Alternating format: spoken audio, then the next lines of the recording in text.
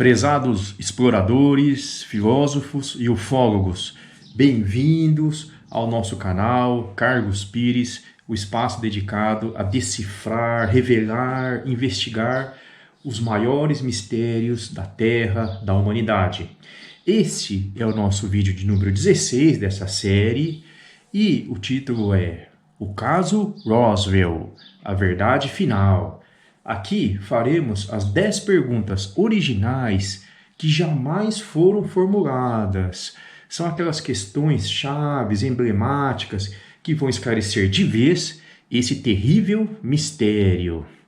Desde já, agradeço se vocês se inscreverem em nosso canal, não custa nada para ninguém, isso vai ajudar muito a manter esse trabalho. E ao final do vídeo, peço que deem um like ou dislike. Obrigado. Iniciando os nossos trabalhos, vamos fazer uma breve recapitulação dos fatos históricos. Estamos ali no estado de Novo México, Estados Unidos, 1947, a noroeste da cidade de Roswell, meio do deserto. Ali existe um rancho chamado Foster. No dia 14 de junho de 1947, houve uma tempestade de trovões, raios, e parece que algum objeto, uma estrutura, algo assim, despencou do céu no meio ali das dunas. O caseiro do sítio, o rancheiro William McBlazer, pegou sua caminhonete, como ele era muito dedicado e responsável, tomava conta ali da criação, das plantações, ele foi até o local. E ali ele identificou no solo, numa área muito grande, de 1 km por 500 metros mais ou menos, vários destroços, apetrechos, pedaços de metal, umas tirinhas, borracha, etc. Um material muito estranho. Mas ele ficou tranquilo, voltou para casa, voltou à rotina, ao trabalho.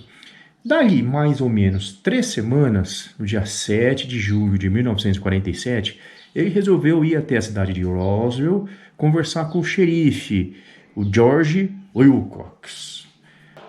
Então o xerifão lá entrou em contato com o comandante da base aérea, o coronel Butch Buncher.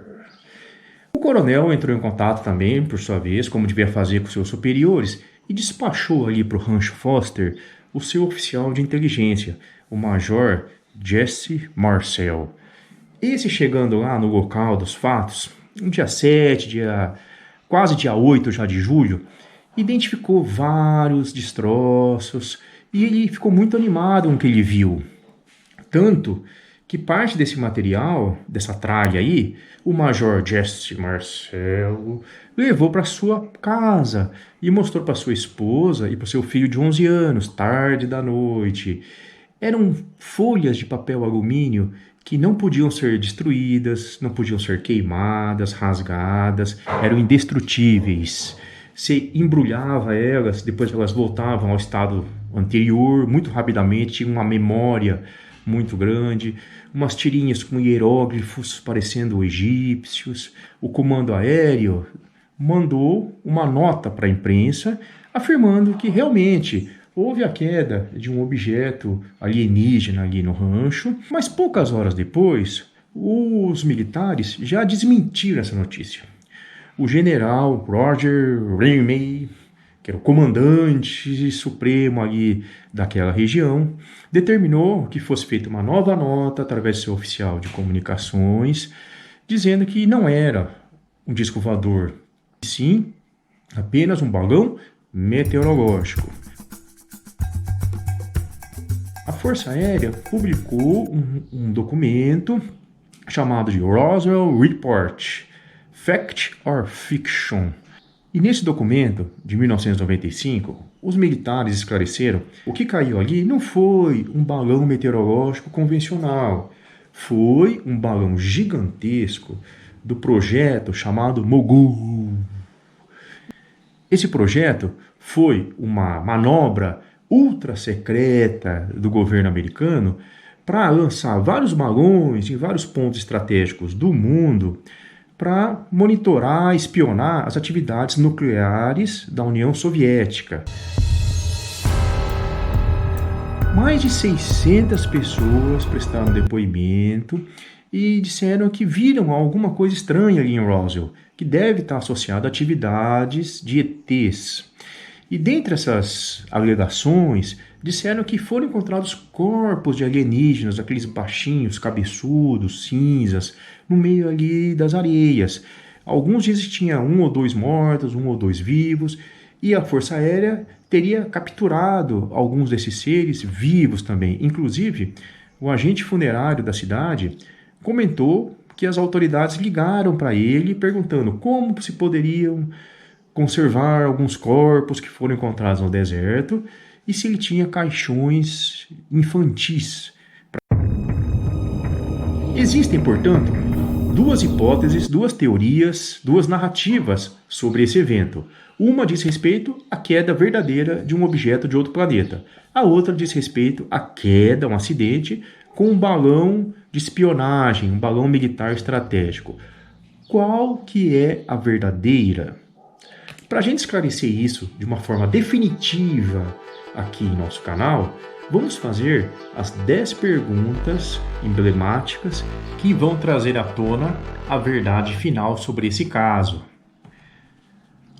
Primeira pergunta: Jack Brazel esperou 3 semanas, mais de 20 dias para comunicar um fato tão bizarro assim. Estranho isso, né? Imagina se fosse você, como caseiro de um sítio, e se deparasse ali, no meio dos bois, do gado, com destroços de um possível disco voador. O que você faria? Ia correndo para a cidade, contar esse caso aí para o xerife, para quem quer que seja, ou ia esperar 3 semanas?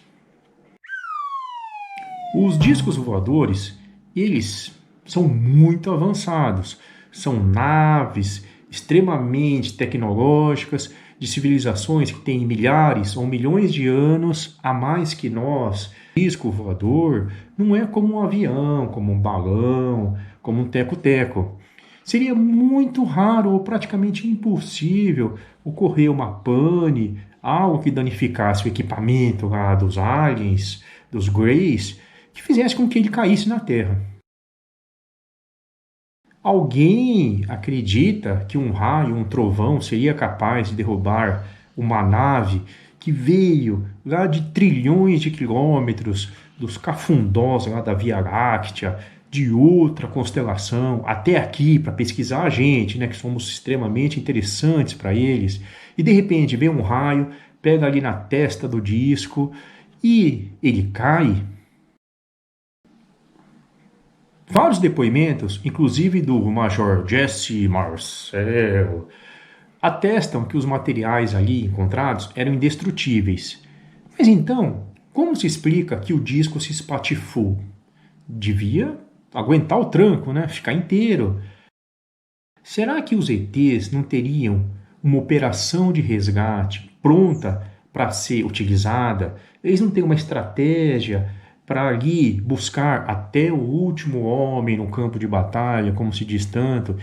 Será que eles iam deixar os vestígios da sua nave, os corpos? Tem gente que fala que tinha 1 ou 2 vivos, 1 ou 2 mortos. Eles iam ficar largados ali 3, 4 semanas, apodrecendo?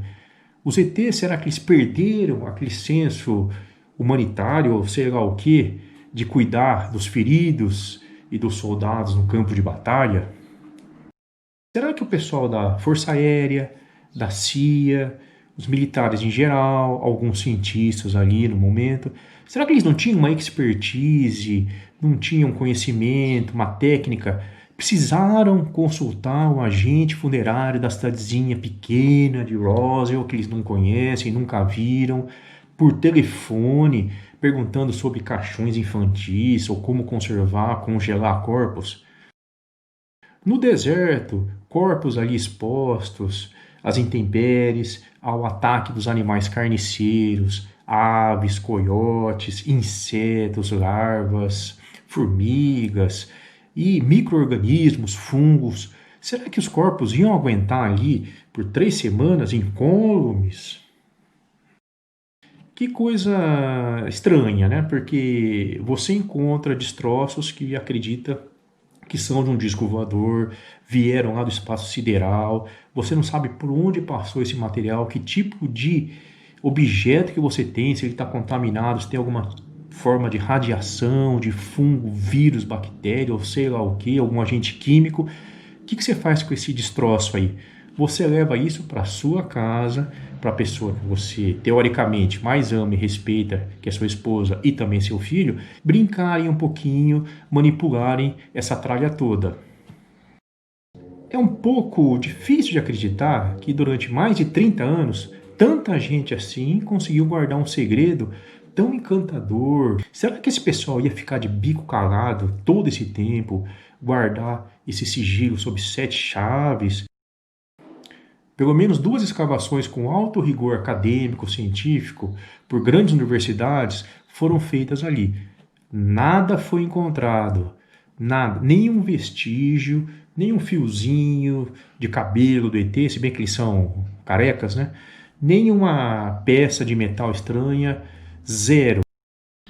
A nossa 10ª pergunta se relaciona aos prêmios que eram oferecidos em 1947 para quem comprovadamente encontrasse restos de discos voadores. Os órgãos de imprensa, de mídia, ofereciam até $3.000, que nesse período era muito dinheiro, dava para comprar uma casa excelente. A gente sabe que esse tipo de viés econômico e financeiro vem nessa mitologia desses tempos, dos anos 1940 até hoje.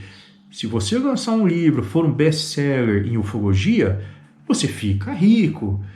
Aquele vídeo famigerado da autópsia de um ET em 1995, muito amadorístico, terrível, mal feito. O detentor dos direitos autorais daquele vídeo ganhou milhões na época. Prêmios, recompensas, altos valores.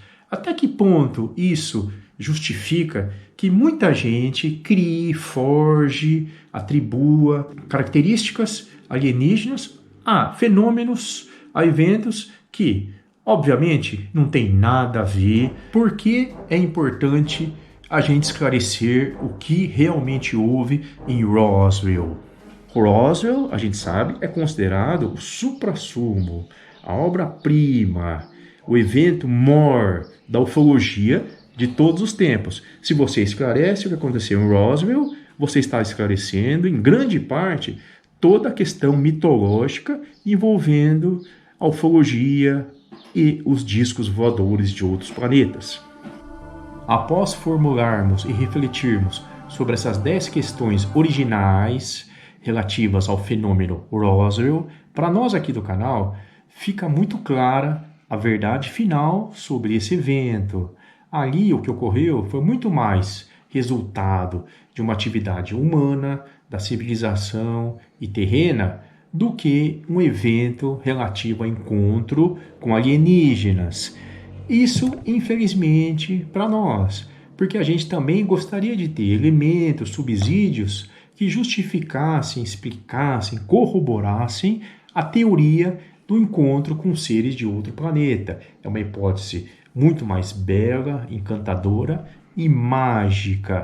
Partindo de nossas conclusões em relação ao caso Roswell, vamos agora investigar por que tanta gente deseja de uma forma tão efusiva, poderosa, inexorável, que os encontros com alienígenas sejam concretos, verdadeiros e efetivos.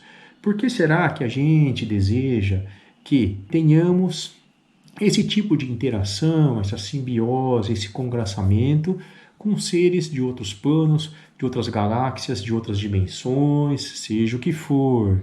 Esse é um tema deveras inquietante, interessante, um dos grandes mistérios da Terra e da humanidade, estarão sempre presentes aqui em nosso canal. Agradeço muito a todos pela atenção, por terem assistido o vídeo. Solicito que interajam com o canal, comentem, critiquem se quiserem. Em breve estaremos juntos novamente. Obrigado e um grande abraço.